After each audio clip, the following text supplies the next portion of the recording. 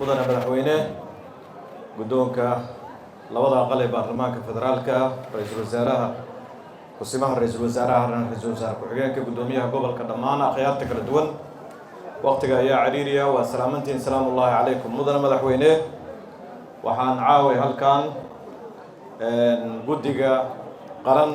ee ra'iisul wasaaruhu shantii bishii lixaad uu soo magacaabay iyo guddiga heer gobol oo wada jira waxay caaway muddo dheer oo shaqaa kadib 20 casho ku dhawaad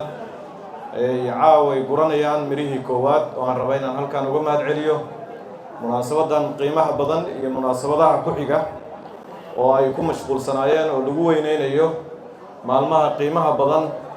ee xurriyadda ee 26 Juun iyo 1 Juulaay iyo isbuucaas inta u dhaxaysa oo dadka magaalada muqdisho iyo dadka gobolada Soomaaliya ku dhaqan iyo dadka dibaddaba xiriiraan la sameynay meel kastoo ay tahay lagu qabanayo caawa meelo badan ay ka socoto munaasabad noocan oo kala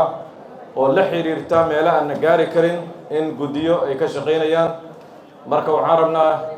madaxweyne adiga fariinta rasmiga iska leh oo ku daynaynaa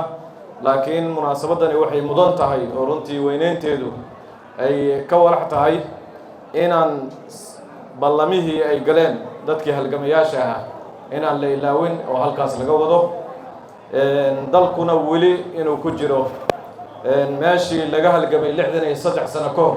meelo ka mid inuu taagan yahay marka aad iyo aad baa u mahadsantihiin munaasabadana waxaa weeye dadka ka soo qayb galay waa u mahad celinayaa nooc kastoo ay yihiin